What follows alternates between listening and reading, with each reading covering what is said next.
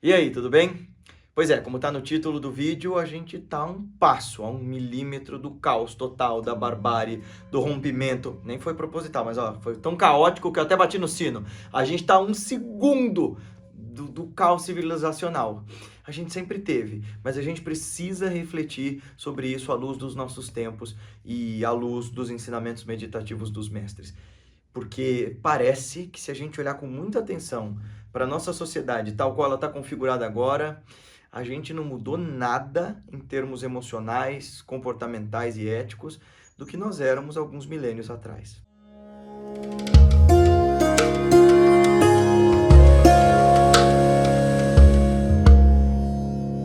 E se você está chegando aqui nesse canal pela primeira vez e quer evitar o caos total, se inscreve no canal, clica no sininho para receber as notificações, entra nas nossas discussões aqui nos comentários, deixa seu comentário no comentário de alguém, entra na nossa Sangue Online, discuta, discorde, concorde com a gente, para a gente promover a revolução de si.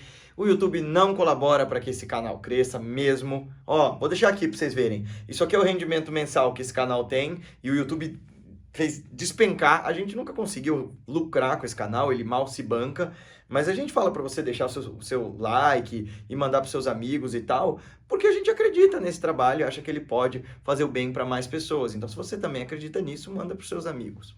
Bom, eu estava relendo, na verdade eu estava reouvindo. Eu li um livro na minha adolescência, esse aqui, chama O Mundo Sem Fim, que é da série do Ken Follett sobre as catedrais, né? Se você nunca leu, leia Os Pilares da Terra e O Mundo Sem Fim. Tem mais 2 livros, um que é uma prequel e outro que é uma sequência desse universo, né, medieval que se gestava em torno da Igreja Católica e das catedrais. É um romance lindo, lindo, lindo. Eu estava lendo o Ken Follett, esse livro dele tem mais de 20 anos, a sequência, né, O Mundo Sem Fim. Os dois são muito bem escritos.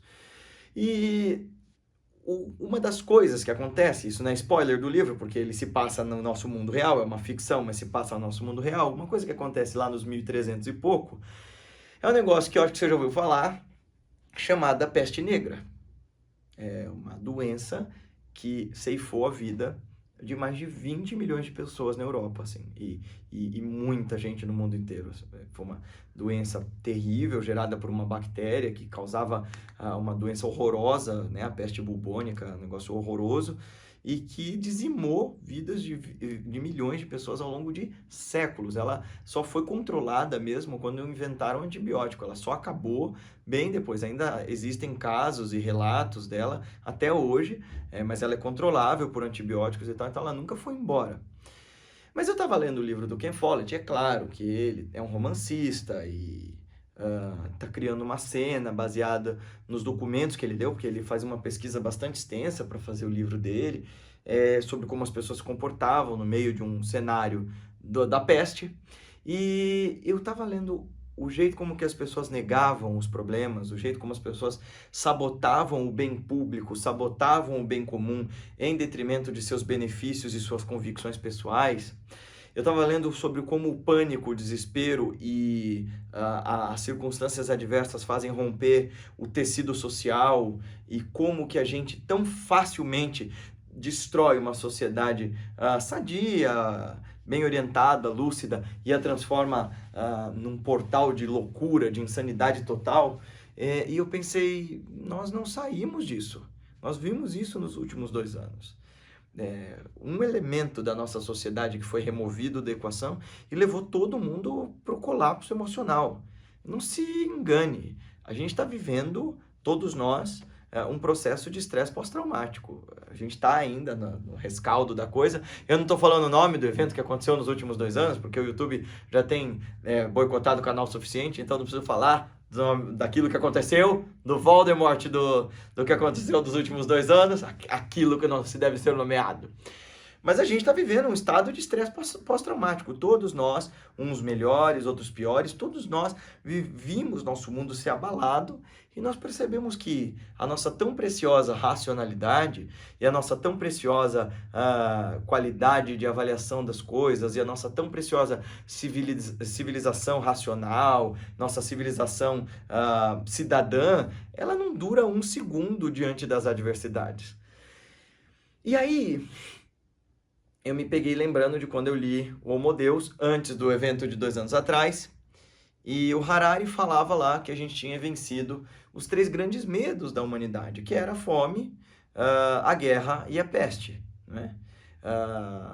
A gente tinha agora, apesar de ainda a fome ter seus lugares acontecendo no mundo, a gente ainda tinha bolsões, apesar de haver ainda bolsões de fome no mundo, de desigualdade, o Harari defende que nós tínhamos agora mecanismos para sanar a fome do planeta inteiro, se quiséssemos. E que a gente, embora a guerra se concentrasse em alguns locais isolados, depois do armamento nuclear, ninguém tem coragem de fazer uma guerra global, então ela fica ali circunscrita naqueles lugares, porque o poder global, né, as Nações Unidas, e em diálogo, independente umas das outras, para tantas as formas de comércio, não ia arriscar fazer uma guerra de grandes proporções para não prejudicar o mundo inteiro. E, por fim, ele diz que a gente, com a invenção dos antibióticos e vacinas e tal, vencemos a peste. Aí a gente vê que a desigualdade depois daquilo só aumentou, que bilionários estão se proliferando como moscas por aí, ou ratos, que as distâncias entre aqueles que têm acesso à educação e tecnologia e aqueles que não têm vão se tornar cada vez mais abismais conforme esse tempo for passando, que a gente não controla assim a natureza como a gente supunha. Verdade, a gente controlou uma doença de proporções globais em um tempo recorde. Fosse na época da gripe espanhola, por exemplo, ou da própria peste negra, teria morrido muito mais gente, como morreu de fato durante essas duas coisas.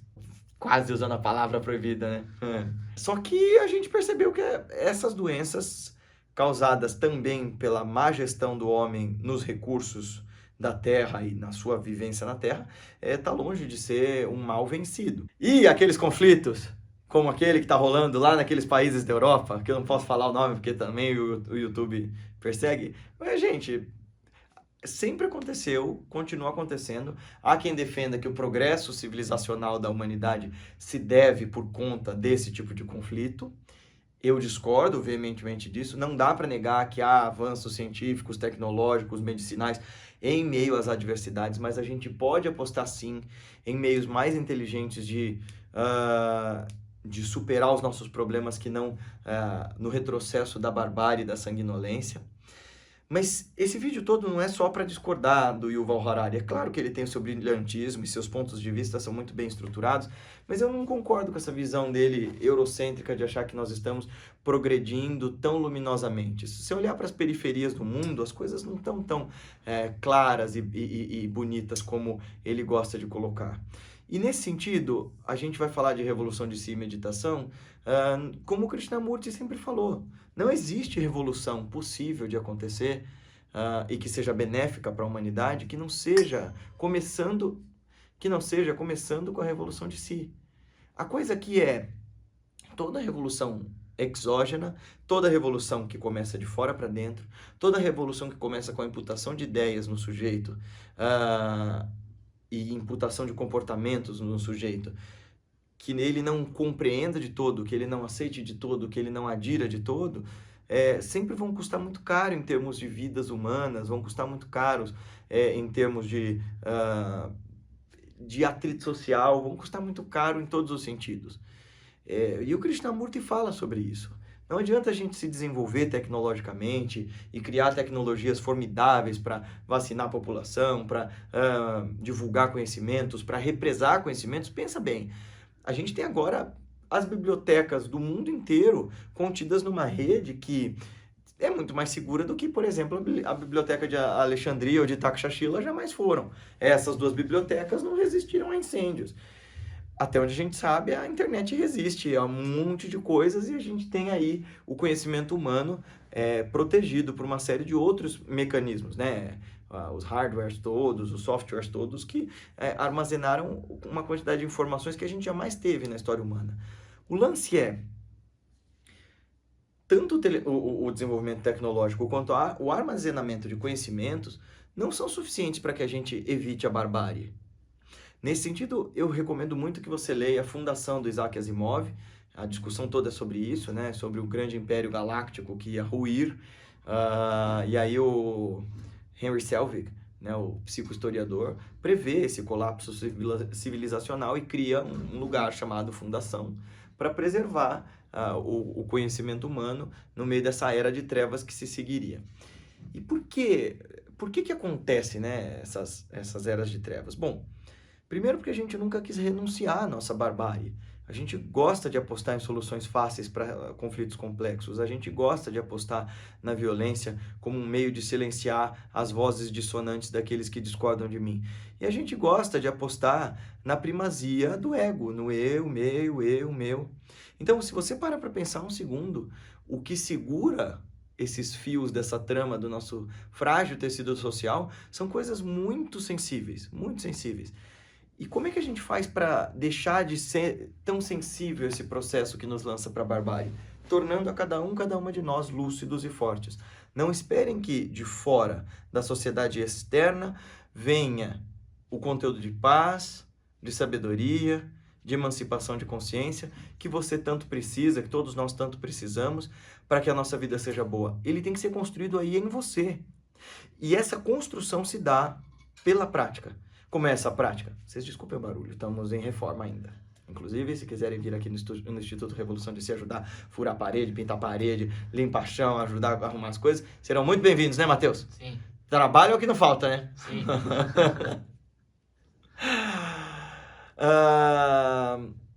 Então, assim, o processo é um trabalho interno. Aqui a gente entende, inclusive, que esse trabalho se dá de tantas formas, inclusive furando a parede. O trabalho altruísta, o trabalho para construir algo que não significa bem-estar e benefício só para mim, muda a nossa consciência. Agora estou fazendo uma excelente propaganda para você vir ajudar aqui no Instituto, hein? Mas não é só sobre isso, gente. De verdade, de coração. Fazer algo com as mãos, com a mente, com o coração, né? Fazer algo com as próprias mãos, que não seja só para o seu benefício, edifica a nossa mente, edifica o nosso coração, transforma a nossa realidade. Então, quando eu falo para você que essa revolução de si é o caminho, o antídoto e o remédio contra essa barbárie, e que, parênteses, o Yuval Harari sabe disso porque ele é um entusiasmado praticante de Vipassana, ele era discípulo do Goenka, então ele sabe, e ele discute isso nesse livro aqui, 21 Conselhos para o Século XXI, um dos conselhos fundamentais é medite.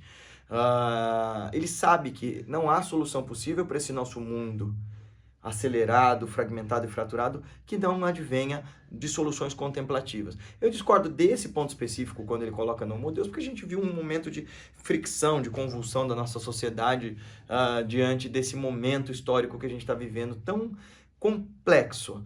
Mas eu aposto que, juntando os ensinamentos luminosos desses mestres que nos ensinavam a olhar para dentro, com essas tecnologias do autoconhecimento que nós temos agora, como do equilíbrio emocional, tudo aquilo que eu já falei para vocês que aprendi lá no programa do Cultivando Equilíbrio Emocional, do Paul Ekman e tal, e mesclando isso tudo com os avanços tecnológicos na medicina, nos transportes, na comunicação e na retenção e na retenção, né, de conhecimentos, aí sim a gente tem chance de progredir enquanto humanidade, quando a gente falar sobre as nossas dores e as nossas feridas abertas. Do contrário, o que nos separa daquele povo vivendo na peste negra, lá no livro do Ken Follett e em tantos outros livros, do que nós podemos vir a viver é muito pouco, é muito pequeno. Toda a história pós-apocalíptica começa com uma civilização assim como a nossa. Se dê conta de que nós já estamos vivendo naquilo que para a maioria de nós era o futuro super tecnológico, avançado e interessante. O lance é que esse futuro chegou e ele não é acessível para todos. O lance é que esse futuro chegou e ele não é tão luminoso e próspero quanto a gente imaginava. Ele tem tecnologia sim, mas tem muito pouco acolhimento, muito pouca compreensão, muito pouca escuta profunda, muito pouco desenvolvimento emocional, muito pouca vontade dos nossos líderes de serem pessoas melhores. Eu ouvi isso de um dos meus gurus, sabe? Que ele era Nepali e viveu, um irmão meu de práticas está lá junto dele, e ele disse que ele conviveu com assassinos de aluguel, com jagunços e tal, e hitmans, com bandidos mesmo lá no Nepal, e que ele via mais dignidade, ética e códigos de honra nesses bandidos do que nos políticos que ele encontrava lá nas terras dele. Que aparentemente os políticos com quem ele convivia só tinham interesse em si mesmos e nas próprias demandas. E eu fiquei pensando quando o Danilo, meu irmão de práticas, comentou essa história, que isso é igual no mundo inteiro. Essas pessoas que estão tentando governar a vida umas das outras por agendas escusas, essas big techs que estão tentando criar um modo artificial de viver, separado da realidade concreta, não me parece um futuro luminoso. Ter tecnologia sem ter desenvolvido tecnologias internas de autodomínio, autocuidado e capacidade de revolução de si é uma grande furada. Nos leva ao caos e à barbárie, mas se você quiser saber uma das possíveis saídas para isso, podemos ensinar. Provavelmente no dia que esse vídeo sair, vai ter um encontro fechado no Zoom para quem quiser saber da nossa viagem para os Himalaias de Garhwal, agora em julho de 2022, agora em julho. Então, se você quiser saber, nós estamos assim, no limite da data para você decidir se você quer ir peregrinar conosco nos lugares em que o rio Ganges, o rio Yamuna, esses lugares todos têm suas nascentes, os templos de Shiva, de Vishnu, lá no alto da Cordilheira dos Himalaias, Rishikesh, Haridwar. Então, se você quiser saber como participar desse encontro do Zoom, hoje é o último dia para saber disso, para participar do encontro ao vivo. Deixa aqui nos comentários ou procura a gente lá pelo direct ou pelo... a gente vai deixar o nosso número de contato direto aqui na descrição do vídeo. Até mais! Gostou desse vídeo? Então não se esquece de se inscrever no nosso canal, clicar no sininho para receber as notificações, clicar no joinha, deixar seu comentário, sua sugestão, sua crítica, seu elogio, seu comentário, seu apoio, etc e tal. Esse trabalho pode crescer na medida em que pessoas que acreditam nele o espalhem. Então pega esse link, manda para os teus amigos no WhatsApp, no Facebook, no Instagram, em tudo quanto é lugar que você acha que ele possa fazer a diferença. A gente se vê no próximo vídeo.